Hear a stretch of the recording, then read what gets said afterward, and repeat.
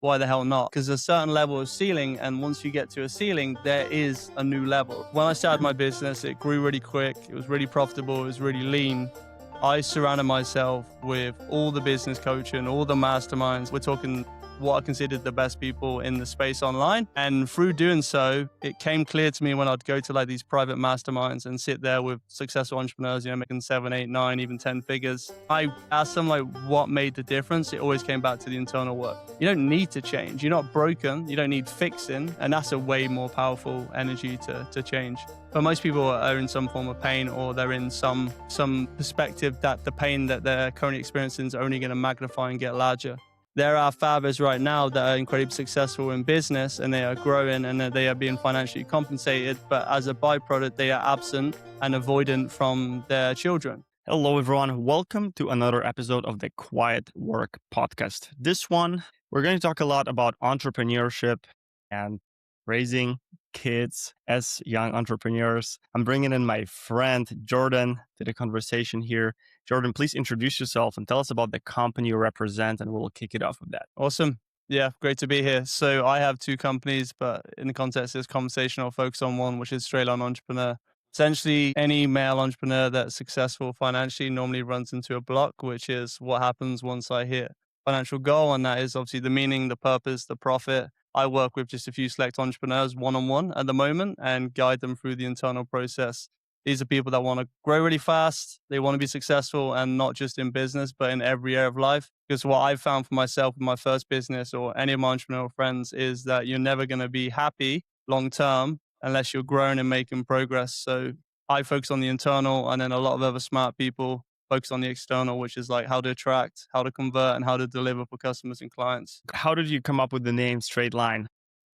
Well, you know what? This actually is you. Like, is in 100%. So Matt and I came connected a few years ago. Now, I'd obviously heard of Straight Line through Jordan Belfort, but Matt recommended a book, and I was, I'll check out the book. Rarely take on like personal book recommendations. I've read over 1,000 books, and I've read them, not just like put them into AI and done a summary. So at this point in time, I'm normally rereading books, but Matt recommended a book. I thought I'd check it out, read the sample. That book, by the way, is Straight Line Leadership by Dusan Djokovic. Read it, and it was like, this is a paradigm shifting book. And when I went to start my company, and to give some context, as he mentions in the books, you basically have circle growth patterns, zigzag, and then straight line. So I have Straight Line Entrepreneur, which is focused on entrepreneurs. And I also have Straight Line Transformation, which is focused on people that don't have businesses. Right now, I do not run that business. It's all not for profit. I do it for free. I just don't advertise it. But the Straight Line Entrepreneur was directly taken from the book recommendation from yourself, Straight Line Leadership. Man, I've been trying to connect with the author of the book for a long time.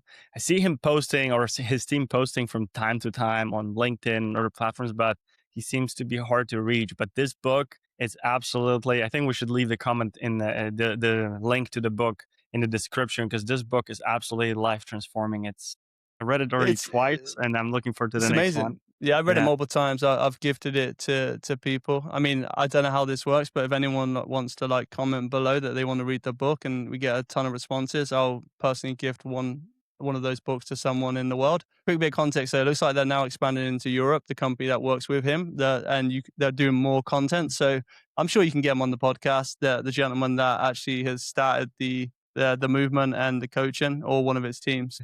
Yeah, I'll do it happily. Anyone wants to comment below, like, hopefully there'll be more than one person, and then I'll look at your profile, figure out if I feel like you're ready for Straight Line Leadership as a book, and then I'll send one of you a book for free.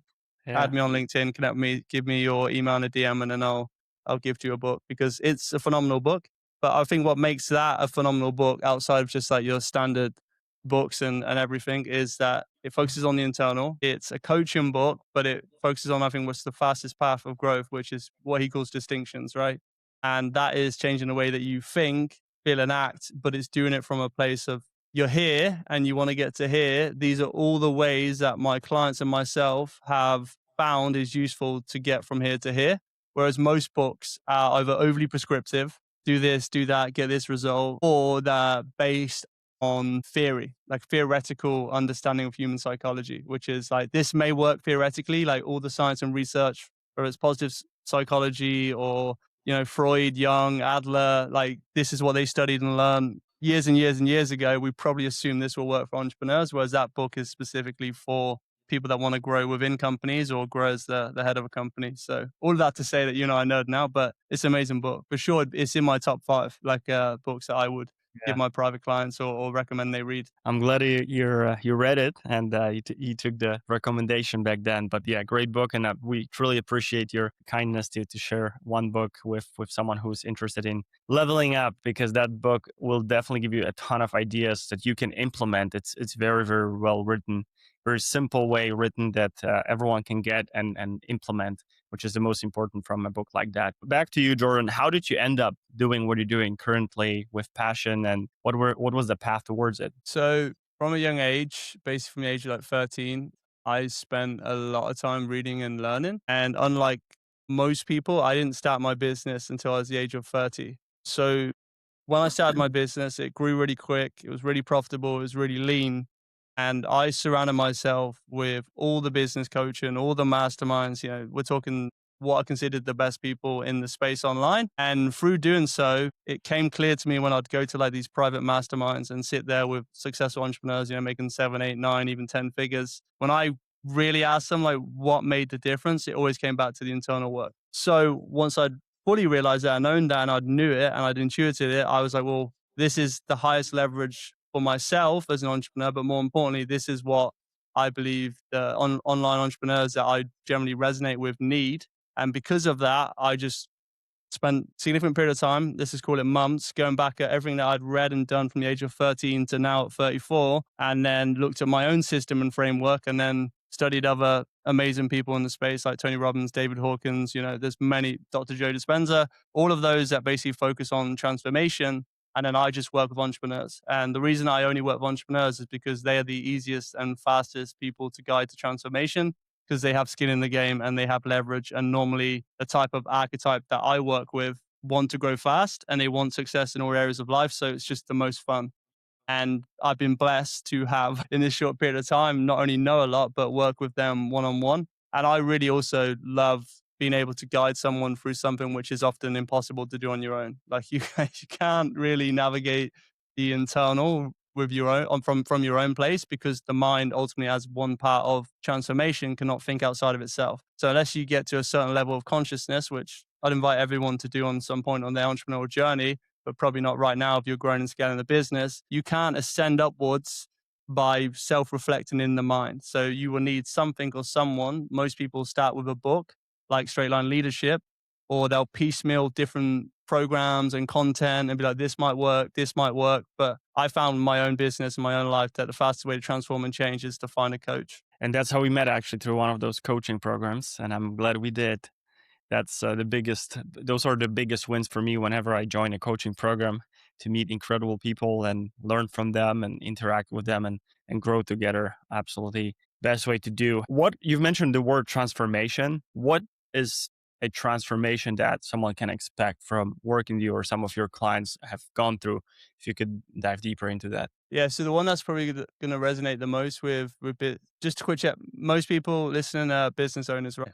Correct. Yes. Yeah, so I mean, you care about making more money, like profit, revenue, whatever metric you want to use. What I've found to be true is that you will have what I call an installed ceiling, which is a certain limit on how much money you make. And then you also have a floor on how much money you'll make, in the sense where when it's at the limit, you're happy. And when it's down here, you're unhappy. And that is a range. The key part here within this range is that an element of that ceiling is all mental and psychological. In fact, I would argue 80% of anything in business is psychological and mental. Now, I'm biased because that's what I do. So obviously, I'm going to say that. But the 20%, which is the strategy, the tactics, the systems, and the skills, is in 2026 with AI and everything now easily learnable, easy to find. But that 80% is where the true magic is, and that's where your highest leverage is. So one of my clients came to me and they were stuck at like 30K a month, right? And they're now doing over 100K a month. Another one of my clients was basically at zero when he came to me. He had a business that was doing 4.5K in revenue in a completely different niche. I've now,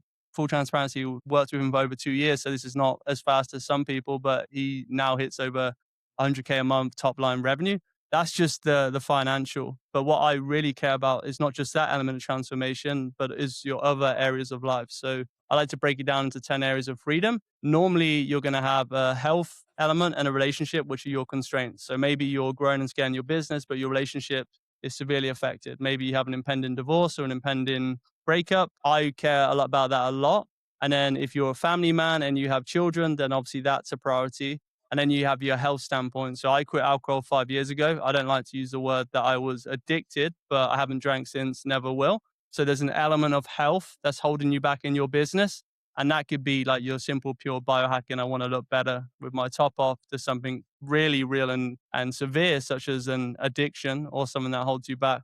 So to answer in short, mainly most of it starts with, hey, I want to make more money. But once I get deeper and get them through the system, there's almost always multiple areas of life that they want to grow and expand. And I've found that even if you focus on one, which is make more money, generally every area of your life is going to improve, because I don't believe that everything is siloed. I think the goal of transformation is to integrate your whole life. And in doing so, the whole point is that you have it all and you be it all. You've mentioned 10 areas of freedom. I'm familiar with maybe four, maybe five. So we have health, location independence, financial freedom. We have relationship, perhaps parenthood. What else did you get into that? Time, social, spiritual. Yeah, yeah. So I will say this is a key distinction here. Whenever anyone, including myself, says you have X, that is my abstraction of your reality. You can break it down Mm. to one, you can break it down to three, you can break it down to 10, you could be crazy and have 100. I've found that those 10 are most effective, because normally in any given area, and this is what happens when my clients or even customers come to me, is that they're going to give themselves a ranking based on each area and domain. So let's say, for example, you put yourself as a 4 out of 10 on financial freedom, but you're then going to explain why, because it's subjective and it's down to you. It's not me pushing my beliefs and opinions on your own area. And then you're also going to put a prioritization from 1 to 10 where you rank them. That's what establishes the constraints. And it also establishes the parts that you want to focus on.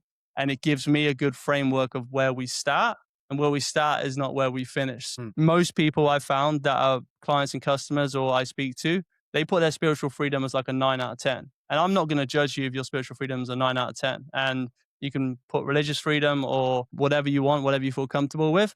But there does come a point where the health and relationship freedom become critical. And there is a point where if your financial freedom is not where you want it, then you're just going to be fully constrained as an entrepreneur, because generally financial freedom is the core piece which unlocks everything else. And if you don't have financial freedom or some form of it and how you define it, then every other area of your life is going to be difficult, which is probably why you've started a business, because other than investing and having equity in a company, it's the fastest way to get rich and wealthy. And that is just simply the reality that we live in 2026. Absolutely. There's something behind it. What I wanted to ask you is, we're talking about those freedoms and a lot of transformations that you help your clients approach and go through are very intimate parts of their lives. How do you get someone to open up, to trust you, to be, hey, this is the situation I'm in, I don't like it, and this is where I would like to be? How do you do this? Great question. So I'll first caveat this by saying that I only work with men, which is infinitely a different conversation to women. Right now, that is. To give you some context, I have a wife and daughter. I'm perfectly happy with the feminine energy in my life. Trust is paramount.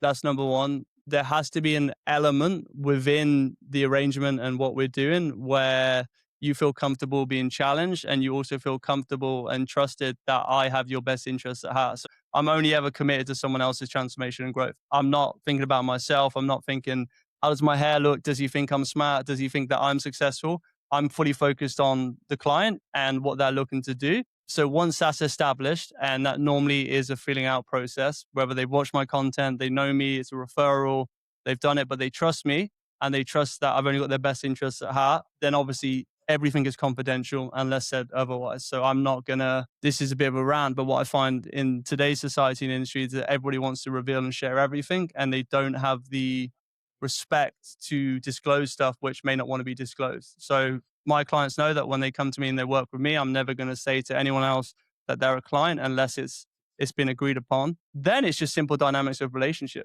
Like, to truly get to someone's core and for them to open up, they have to feel some form of love or some form of rapport, and they have to know that you're there to serve them. if I myself, which I do hold that in the highest regard, and that's my pure intentions, then at a certain point that will penetrate and that will be felt and experienced. But some clients just simply their ego's too strong and they're not yet ready and willing to open up. And then it's just comfort. Like they may give this amount. And then the other part I will say is I won't swear, but I'm pretty good at asking the right questions initially prior to the first call, where even if they want to unknowingly obfuscate and hide the truth, that I have a ton of psychographic profiling data that I can say, hey, like this may be true, but if I look at this and I look at this, I'm seeing some inconsistencies. I'm seeing some conflicts between your beliefs, and you've said that this is where you're looking to go. And I've just thankfully been wired to be someone that's willing to say something at the expense of someone feeling good. Because I'm not my line of work. The goal is not for you to feel good and to like me. And now I want you to respect me, but I'm not focused on being liked, and I'm also not focused on it being this relationship based on this is good, like he's a nice guy, he's helping me. It's he's here to serve, he's committed to my success and growth. And some of those conversations to some people are difficult because there are certain areas of your life which you're probably hiding. That's the whole point of a conscious and subconscious or unconscious. They're not in your conscious mind right now, and you probably suppressed or repressed them to a certain level. I don't want this to scare anyone, but then when it comes up and it's brought to the conscious, then we can finally do the required work to change. Or maybe we have to focus on the subconscious, and then there's a set of tools to focus on the subconscious. But I think this is, by the way, and I want to hear your opinion. This is where you kind of then get defined by your success and growth, because you'll be capped at a certain point in business and in life based on your level of openness to change. Because if you're unwilling and resistant to change, then you probably wouldn't find yourself being a client of mine. It's like there's no there's no openness to being served and transforming and changing, because you can't force someone to change and you can't force someone to transform. And I think this is the key thing that I see now, just in general, just online, is that you don't need to change. You're not broken. You don't need fixing. There are fathers right now that are incredibly successful in business and they are growing and that they are being financially compensated. But as a byproduct, they are absent and avoidant from their children. And right now, that may not be a big deal because the story they tell themselves is, well, if I make enough money, then it doesn't matter if I'm not there for my child. And that may well be true for you right now, but your child's going to grow up to be their own adult and they're going to have their own children. And one of the ways that they're going to view the masculine presence is, well, how available was my father? Like, were they present to me? Did they love me unconditionally? And all of those become potential conflicts with the relationship between yourself and your child. What I can add to this, and by the way, I've known Jordan for many years. Everything he said is absolutely true. He knows how to ask good questions and analyze people, and that makes him a great coach and mentor. What I wanted to add to your last point is I was listening during my morning workout before the show to the Founders podcast, and David Senra, the host of the podcast, reads biographies and autobiographies of, and now he's interviewing founders as well of great founders in our history. And very, very, very often, pretty much in every episode, he will repeat a line that goes something like that. The story of your child is embedded in the story of your child is embedded in, no, the story of your father is embedded in your child, something like that. So essentially what it means that every founder that you hear, and I was listening to Larry Ellison's story, he had a certain relationship, good or bad, I let him to judge it, with his stepfather, and that really guided his first 20, 30 years of entrepreneurship. Maybe even until now. He's actually coming down here because we have the tennis tournament that he owns coming up in 2 weeks. So he'll be here walking around the desert, and yeah, probably it's still guiding him. So I agree with you. That's very, very important to be aware of it. And to your previous points and your question, I think the willingness to change is the 80-20 rule. You've mentioned the Pareto rule. I think that's the 80% of the equation. The willingness to change. Have to feel you probably feel some sort of pain or problem in your life, an obstacle, however you want to call it, and that is enough to observe it, know that it exists, and be willing to change, be willing to accept that there is a reality without it, or with this problem being solved. That's already 80% of the win. I think if I look back at my life and all the stories that I've heard so far, I think that would be it, the willingness to change. Yeah, amazing. I also love tennis, so now I'm really curious about this tennis tournament. But one thing I will say is like the pain is one fuel, and what I found to be true is that there are levels of energy and emotion, right? And pain, if the pain is predicated on fear and or desire or anger, it's going to get you to a certain level, but it's only going to get you to a certain level. But the other side of the coin is just basically the have it, do it, be it all, which is like, why the hell not? Like, because a certain level of ceiling, and once you get to a ceiling, there is a new level, right? Just as what's on the other side of a mountain, more mountains. That's the other element I find with entrepreneurs that either come to me or I speak to, which is like they just know that there's more areas to expand and grow. That is the part which excites me, because the expansion and growth and change of identity gives meaning to my life, and I've found to a lot of my clients or customers or anyone that I speak to. So it's not just pain. Like pain is by far the fastest and most effective way to change. But then the other part is when you're doing it from a place of flow. And that's, people call it guided. Maybe you believe in a higher power or universe or the classic three letter word God. That is one part and one place to change. But the element that I see with a lot of entrepreneurs, which is just that they're insanely focused on growth and they're insanely focused on leverage and, for lack of a better word, success. If you just keep that in one lane, which is business, after a certain point, it runs out, right? Like any business achievement, Matt, that you've probably experienced in your career, at a certain point that then became not enough. And some people see that not enough as a void, and then they get nihilistic and they think, well, what's the point of business? If the 100K a month didn't fulfill me, then maybe the 1 million a month will, and then maybe it's a 10 million, and then they go down that lane for a while of just like, well, it's never enough. Or you see it as, well, it's now not just about necessarily the scorecard of how much I make, but it's the place I'm coming from. And when I say the place it's coming from, it's just, well, what does that actually mean for you in your life? Like, because it'd be amazing to make 10 million a month, especially if that meant you impacted more than 10 million people in a positive way. And that's the other area I see a lot of people get lost. They become removed from like the meaning and purpose behind the money. And then they either burn out and stop and quit the game for a bit, or they go fully internal and they take a few years out from business. And I think both of them are quite catastrophic if you have a responsibility as a business owner and also as a father. And then the other path is just to grow through a different source. The way that I put this, by the way, is that like suffering is optional, pain is not. So there's going to be pain in any area of change, but suffering is optional. And unfortunately, just through where we're at and business in general, as most people think that suffering isn't optional.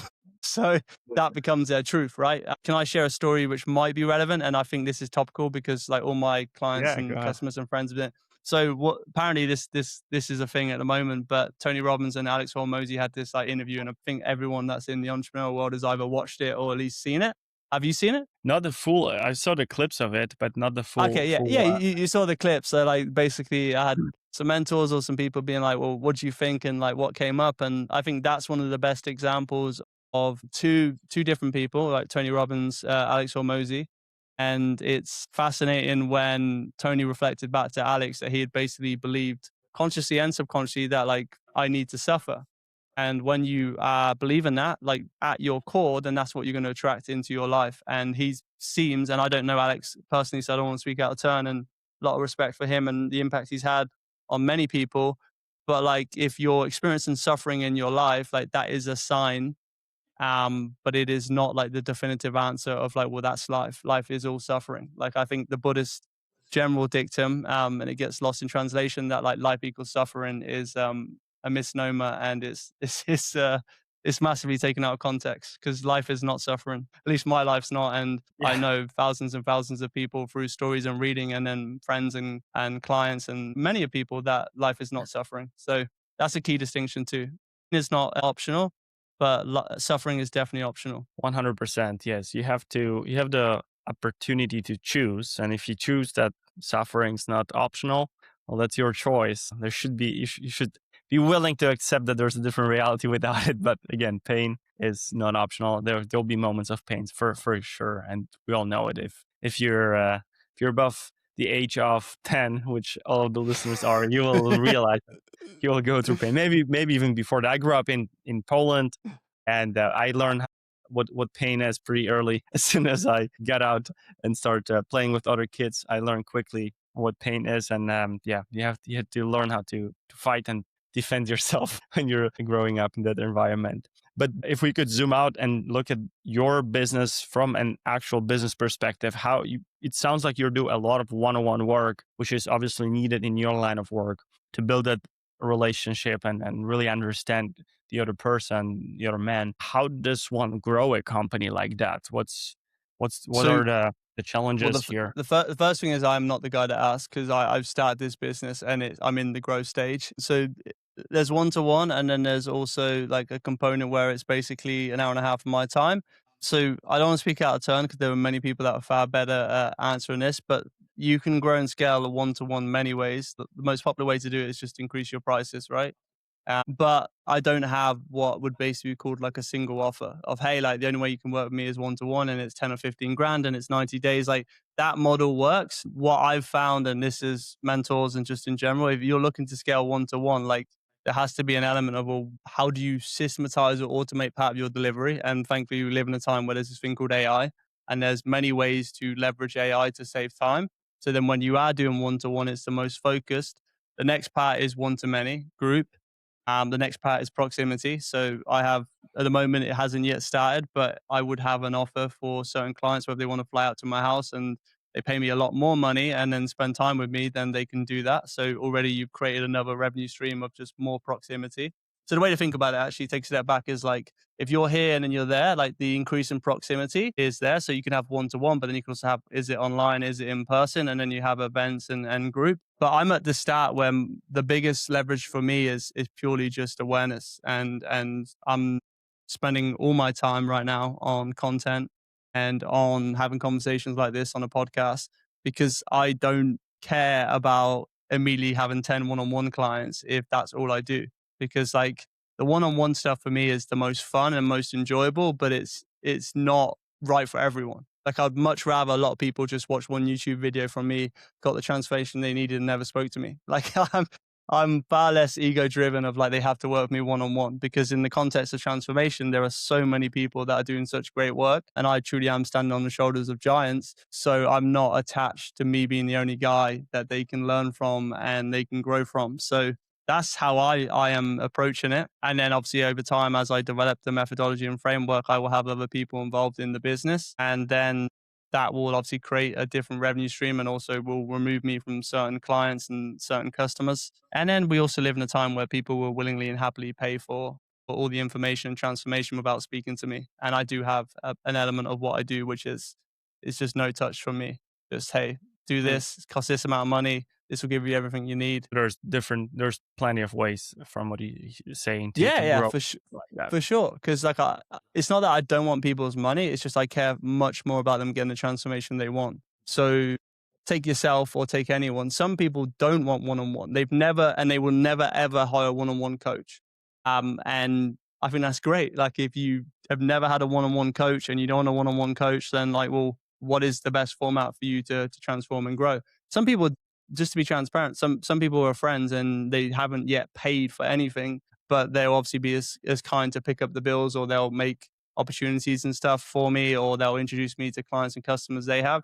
Like I'm fully open to changing and transforming people, and some of that is financial compensation, but a lot of it is just because I love it. I'll say this, but don't quote me on this next year, especially like I would do what I do for free. I don't, but I would. Like that's how much I love it. So when you're looking to scale something that you love, this is a concept which I talk about a lot. Like, if you're scaling love and joy in what you do, then that is going to lead to more love and joy. If you are scaling a business that you hate, then you're going to scale more of that. So there's a difference between growing something from a place of enjoyment and love and purpose and growing and scaling something from a place of I don't like it, but it gets me something else. One is a means to an end and one is the end.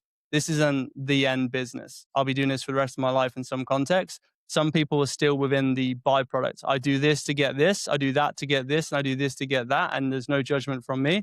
It's what my first business was and is. And that path is very different because if you're looking to scale that, then I mean, it's simple. Like if you have an agency and you're looking to scale it, well, number one, it's just like how many clients do you have? How much of that is based on you having to have calls with them? How much of that is based on you actually even doing something versus how much of that is automated? And immediately I'm getting into the classic case of go look at Alex Hormozy, go find someone that's focused on business.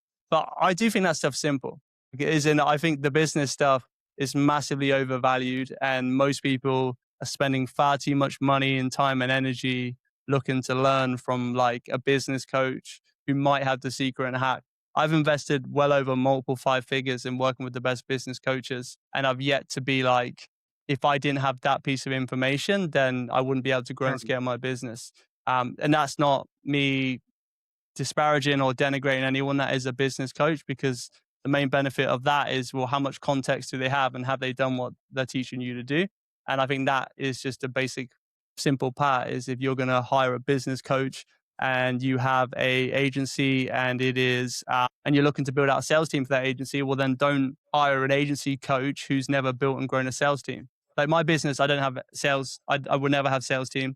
I don't do sales calls. So I would not, for example, hire a business coach who teaches sales calls and how to build a sales team. So that's where I think the business coaching is different. Whereas when it comes from an internal standpoint, well, first part is, well, is this someone that you want to work with? Like, do you like their energy? Do you feel that they can provide value? And can they identify the patterns, the ceilings, and the breakthrough that you need? And then more importantly, can they put your life into the context of the transformation? I don't think anyone who's 55 right now who's listening to this is going to hire me as their coach. Just as there are some 18-year-old men that would never hire me as their coach right now because they simply think I'm a nerd and I'm not cool, and they want to work with someone who's 19 who's a coach. And that's just the reality of how it works. Like Amon Gazi is probably well known by this point. Like mentored me, coached me, spent multiple times with him. Him and I had a conversation last year, and it's like there are certain people that you just simply would never work with because they're just so different to you. Like I'm a man, so generally I only work with male clients. Similarly, there are some people that don't want to be coached by someone that has a British accent, which I completely get. I don't get it. I think that's the best accent on the world. It Thank depends you. on what you don't sound broomy or scouse. So No, that would be probably the worst. you get no argument from me, Brummy especially. I am originally born from the Midlands, and I will say one of my good friends is from Birmingham, and I have a lot of love for Midlands, especially the characters of those types of people. But that is by far one of the least palatable accents of the UK. Yeah, I had a guest who is from there as well, and he gave his best to hide it as much as he could. So there was only moments where he could really hear it, and I had to lean into what is he trying to say. But Scouse is by far, to me, I think Scouse is the toughest in the, maybe like Scottish or something like that. But Scottish is. yeah, I bank with UK banks, and they subcontract out some of their support to oh Scotland. And really? even at times, I'm like, are they speaking English? And I'm like, yep, they are, but they're from Scotland. But when you're from this area and this side of the world, like it's pretty easy. I can understand any English dialect, but the further you get away from that, it's why, by the way, like massive tangent, you watch any TV show and the people are British, there's almost always subtitles. But if they're from that part of Liverpool, that area, Scouse or Scotland, by God, you need subtitles. Fantastic, fantastic. One thing I wanted to ask you is, how do you, as a coach, as a mentor, grow at the point where you are in right now? Is it strictly through the fact that you have to work with clients and be really personalize your approach to them and really learn deeper into their situation? That's obviously part of your growth as well, like personal growth, your knowledge, deepening your expertise in what you do. How do you grow? Is it through coaching as well, books? What's your best way to improve? How do I grow myself? Yes. Yeah, so I basically do a daily practice which I teach all my private clients. I'll give like a brief summary as part of it, right? Like so fastest way that I've found to transform and grow is to upgrade and change your identity, right? And to change your identity, generally you are gonna be changing the way you think, feel, and act. And the issue with identity change is that if you have your current identity here and then you have your identity that you want, that is the delta and gap. So there are many ways to upgrade and change your identity. You can do meditation, you can do hypnosis, do a written practice. I follow a written practice, and it's what I give most of my clients to begin with, because I'm teaching them a skill and something that they can learn, and then they don't need me if they don't want to work with me in 90 days. So I do this daily practice without fail. It takes 10 to 15 minutes in the morning. But then outside of that, because this is what I do and I love, it's all the normal stuff. I mean, I have coaches and mentors in different areas of life. I also go through my day with my daughter and wife and my clients and customers, and I'm constantly reflecting back and observing patterns. And then the other thing, which I think is just key with what any form of transformation, is like, well, what are you looking to achieve? What's the outcome? Why? And then once you define those two parts, then it's just the how, and that is the strategy. And that is the 20% of the 100%, but it's still important. Like, I have skills to learn. And I'll give you like a great example. I'm flying out on Sunday for a trip for a few weeks. I am now needing to create content myself without an editor, without a team. I don't know how to do it in a way that works for me. So I spent the past few days, ordered a ton of equipment, just bought the new iPhone. I have a new mic, I have a new light, I have it all to my left of me now. And I've practiced, tested out using it, because for the next few weeks, I don't want to get my wife to have to record everything. I'm not the editor. I'm the recorder, the one recording it, and I'm also the one creating the content. So that is like key tangible skills. I will always still look for skills. There's parts of transformation that I've done and I've done to a high level, but I haven't been trained. Like, I love breath work. I think breath work is by far one of the most powerful ways to transform. If you look at any tradition, there's almost always some focus on breath. So I get coached and have been coached by like someone who's considered one of the best experts on breath work, and I've been doing it for years. But I've also constantly learning different breathing techniques and understanding the methodology behind it, because almost all my clients, if they get on a call with me, will start with some form of breath work because it just clears and gets to the core. Just as if I just rocked up and got out of bed for this podcast, did no prep, I didn't check anything. Maybe I got dressed, maybe I got showered, but I just was bringing all the stuff from my life and projecting it onto Mm. you. It wouldn't be a very great experience for yourself, let alone anyone listening. So that's the main thing for me, which is being clear and showing up in the way that best serves me. So simple stuff. Start of the morning, you have a morning routine. End of the day, you have an evening routine. That stuff is sacred. And then whatever happens in the middle of the day is what's called life, and it's called business. And that is open to many challenges and opportunities. But I start my day and end my day with the same thing. I'm glad you did your breath work before the episode, so we I could. do it throughout. It's like, that's the great thing about breath work. Wherever you go, there it is. So at any moment, you and I right now can bring awareness to our breath. I will add it to my SOP to sending the document that I send to my guests on the podcast. Like, do the breath work. That's it. Clear your mind. Do some box breathing before the episode, and that's the only prep you need for this. Jokes aside, there's a book titled Breathing, and I recommend it as well for everyone who would like to learn more about the power of breath. And this is not only philosophical book on why this might work on your subconscious mind, whatever. It's actually based on science, and you think the first thing you would look into when it comes to breathing is athletes, the professional athletes.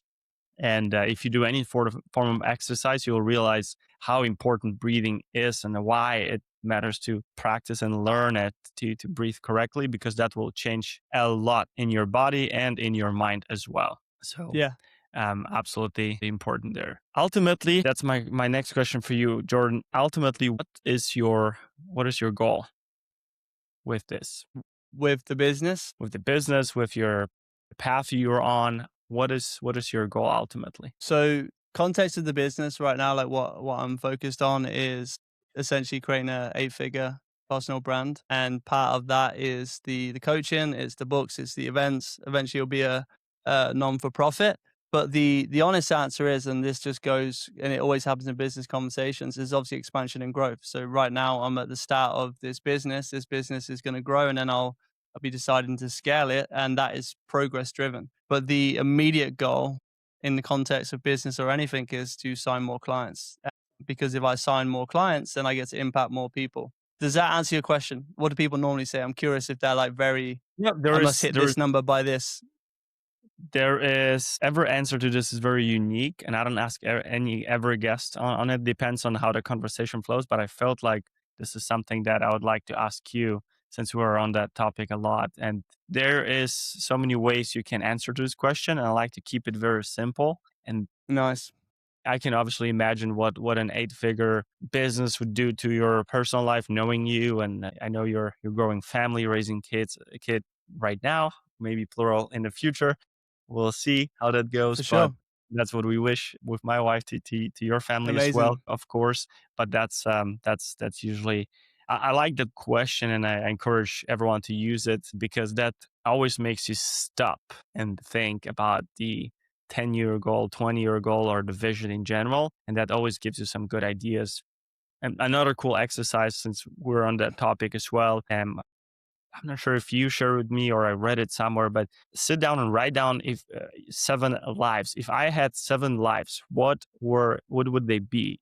Each of them would you be an athlete in one life if you had the chance? Would you be a professional speaker? Would you be an author? Would you be a business entrepreneur, business owner? And write down why. That's also might give you some ideas of what is actually your soul looking for, and so some soul searching exercise, and might give you some purpose in life and as well. So I forgot to mention it earlier. But That's back to that's you, Jordan. that's beautiful. Yeah, Just quick one on that. So you've said the go word ahead. soul, SOUL, right? So this is what I run my clients through, but it's what I found. So take that seven. It wasn't myself, but I love that exercise.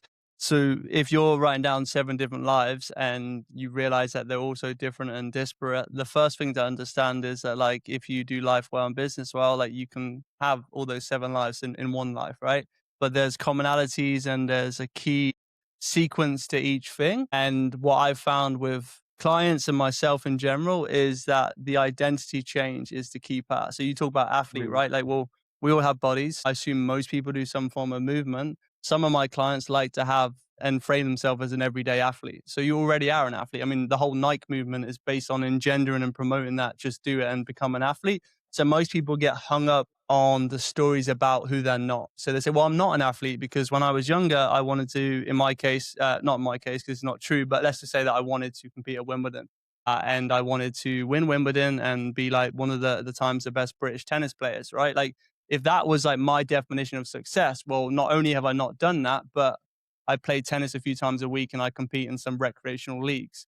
But I am already successful at my goal when it comes to that. But if that truly is what you wrote down, and it's relevant because I was speaking to my physio about this, well, you can actually enter Wimbledon as a senior. So there's still no reason why, in a given timeline, you can't go to Wimbledon and compete for a championship at Wimbledon in tennis if that's what you want. But you have to get clear on what you truly want. And that is the why, the why, the why, the why, the why. Most people stop at the first one. They say, I want a 8-figure business. Like I'm not saying 8 figures because it sounds good. Like I couldn't care less whether it's 6, 7, 8, or 9 or 10. I just know that through doing this and doing this on a long enough time horizon, that's where it's going to land from an impact standpoint. So that 7 lives is powerful, but the main thing is the outcome, which is key. I love that you said that because every client I focus on the outcome, but then the why, because the why Right. is the purpose. And if you stop after like 2 whys, you're not really getting to the truth of what you want. Because some people may say, like, I want to, let me give you an example that I had from a client. Like, I had a client who says he wants to work with like the most exciting people in the industry. And this was literally just before he was about to meet who he'd considered as like one of the most exciting people in the industry. I was like, well, why do you want to do that? What is it about that? And obviously it comes down to significance and that he was insecure as a boy. And as he started his business, it became this thing of, I want to work with the most exciting people in the industry. I was like, well, let's have that in your document because that's what drives you, because you are fueled by this excitement of working with the best in the industry. But some people want to work with the a specific person in the industry purely from ego. Like they believe that person can give them something, and then their whole business is set up on, I need this client to be happy. So the why is the highest leverage part I found, because the outcomes are pretty similar. Everyone that competes at the Olympics wants a gold medal. Well, not everyone wins a gold medal. Yeah, that's a big one. Timely as well. It always amazes me how they give you everything for 4 years, maybe even your entire career, and you show up 10 seconds and something bad happens and you're out. But it's part of the game. They need to be okay with that, and their why needed to be much stronger than the possibility that something might go wrong. It is what it is, right? But there is a chance that you might win that gold or silver or bronze, and you're gonna get home being proud of yourself that you've done it, all the hard work. I think that's the great. Those are great. Those are heroes, to be honest. All those people that competed at the Olympics are heroes. Incredible Can I individuals. can I share something that might be relevant? So you've Yeah, heard go of the ahead. hero's journey, right? Yes. So the issue I find, this is with my clients and I found it in myself, is the issue with the hero's journey is that once you become the hero, which a lot of people that are financially successful have or in their life, I think it's actually counterproductive to stay within the hero's journey, because then the hero's here, right? And there's always a guide, and it's like a cyclical journey. I like the idea of you being the hero and then you having a superhero, which is your desired identity, and then that being the new framing. Because if you stay the hero long enough, you become the villain. Now, I obviously love Batman, but it's a similar thing, because the reason that most entrepreneurs stay stuck is because once they become the hero, they stay as that level of hero and they don't see how that can become the villain, and then they become trapped by their own success, or they become trapped by whatever they have and they hold. Mm. And the Olympics is a great example. And that's why, because you said the word hero, right? Well, everybody knows that once you become the hero in the Olympics, if you keep telling yourself that story for 20 years, it finally runs out, because you're no longer the hero. Someone else has won the gold medal, or maybe you won the gold medal and then it got stolen. So you no longer physically own the gold medal. And that's the great part of beyond the success. Once you've reached that point of success, is what's beyond that. And it's more purpose, more freedom, more meaning, and another goal and target. And that's the drive and the growth part. What happens normally is there's the void, and that void is the emptiness. And unfortunately, quite a few of the people that win Olympic gold medals actually become depressed. And they become depressed because it's like, well, what's after the gold medal? Because that's not going to sustain you for your whole life. You win a gold medal, people assume that you're always the hero, but like most people then begin to tell themselves a story of that was it. That was the pinnacle of their life. And if you won that at 24, and hopefully you live to 75, 80, maybe 120 these days, and well, that 80, 100 years rest of your life, like, is that the only story you're going to tell yourself? Probably not. So I do think the hero is a continued process, but I truly care about people being the superhero of their own story, because that is always a moving goalpost, but it's also based on who you want to become. And that is the joy of life, I've found. It's not what you get, it's who you become in the process. And that's never ending. And then you break life into chapters and phases. That's why when we started the prequel, like, we were just talking about how amazing it is to be fathers and dads. And like, that's not bullshit on my behalf. I'm so blessed to be a dad. And that's a new chapter. I had chapters prior to that. Like, I've lived an amazing life and I am writing a memoir about it, but like my 20s was so fun and exciting, and I'm glad that I went through it. But now my 30s is a different chapter. And that I've found is the way to truly be happy at all times, is to be able to integrate and rewrite your past and then stay in the present and then focus on the future.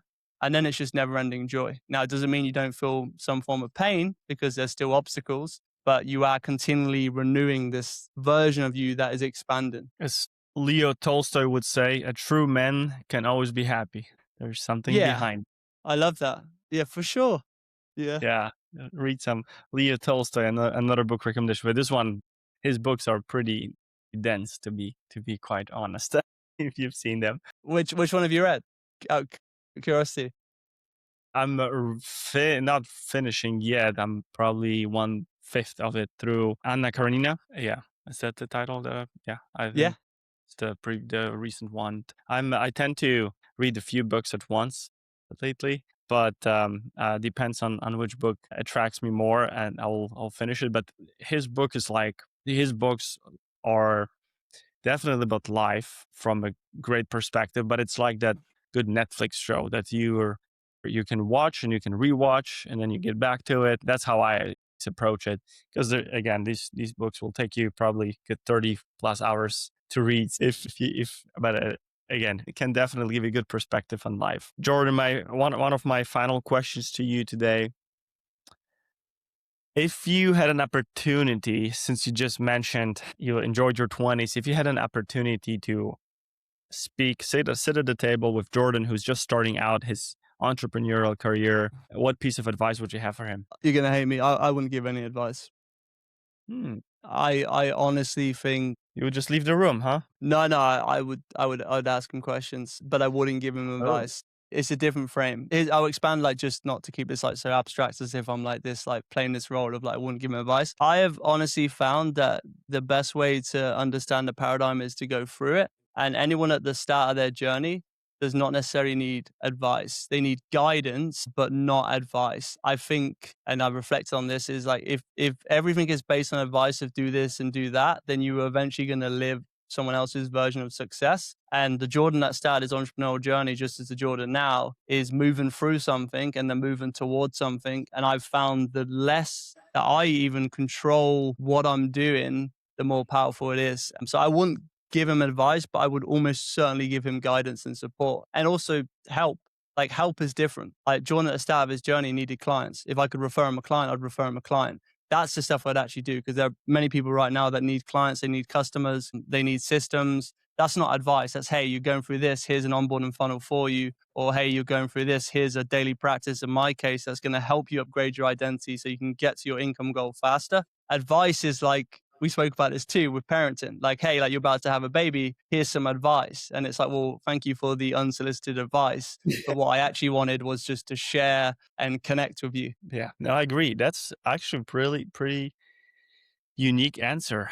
This is the first time I've heard it, and I like that. I would ask him questions. Yeah, that's a good point because that will guide the conversation, and they would give this conversation a true meaning if you start by asking questions. That's a good one. Yeah, love that. And before I ask the final question, I wanted to bring back the topic of tennis, since you've mentioned it's something dear to your heart.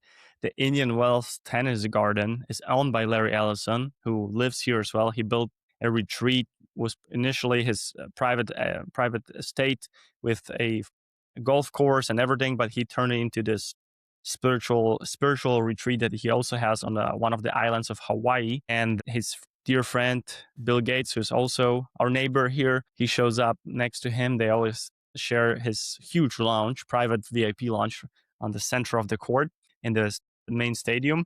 It's a beautiful tournament, so I'm inviting you to come over. It starts in March usually, and since we had 30 degrees since Christmas, pretty much every day consistently until this week when it drops to like 20, 25. I'm predicting that we're going to have a good weather for the tournament as well.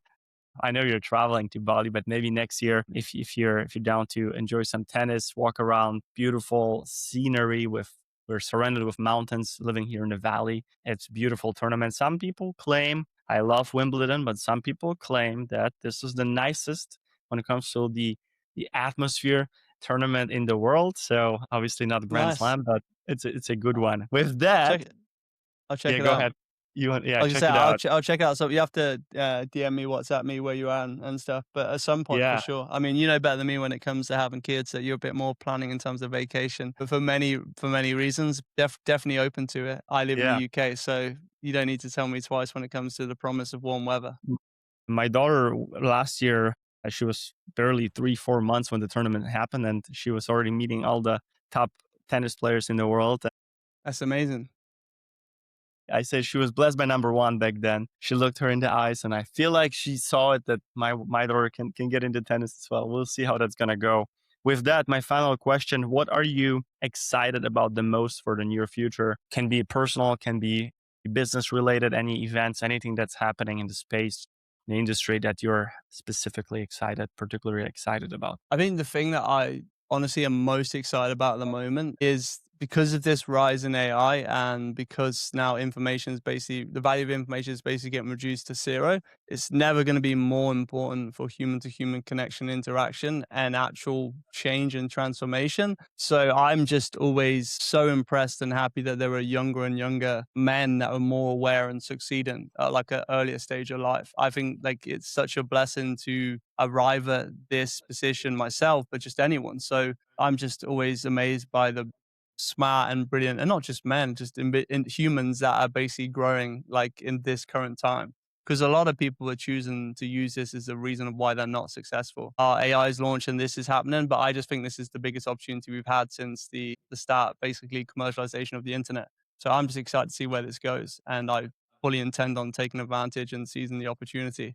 So that's what I'm excited about. And then personally, I'm obviously excited to fly away on Sunday, but that's not that exciting for your listeners. Yeah, I bet you had some nice weather in the UK over the last couple of months. Maybe, I don't know. I spend a lot of time inside. I play tennis year round, so the weather's the weather. You I live in the know. UK long enough, you realize that like if you focus on the weather, then that becomes a reason why you're unhappy. It's the Michael Singer thing, basically. Like you can't control the weather, so I'm 100%. the worst guy to ask about the weather. It's always perfect because I don't control it. Exactly. Yeah, that's a good point. And I grew up obviously in Europe as well, so I know Yeah, yeah, how you to know. my life. I'm just You always left fun. though. You're smart, You like know, as in I love to troll people now when I kind of can predict the weather, but summers are brutal, so it's always something. But like you said, the weather is always perfect, and you can't really control it, can't you? Whoa, what a great! I will leave all of your information below this video on LinkedIn and YouTube and all other platforms. Thank you so much. It was great to catch up, Jordan. Congratulations on growing family. Wishing you that goal, that ultimate goal that you've mentioned, to make it happen sooner than you expect. Thank you so much. Likewise, man. I appreciate you. I thank you for inviting me on. And then if you've got another book like Straight Line Leadership that you want to recommend me, I might probably listen to you. So yeah, thanks so much for having me. It's been a blessing and it's been a lot of fun. So I appreciate you, dude. Thank you. Thank you.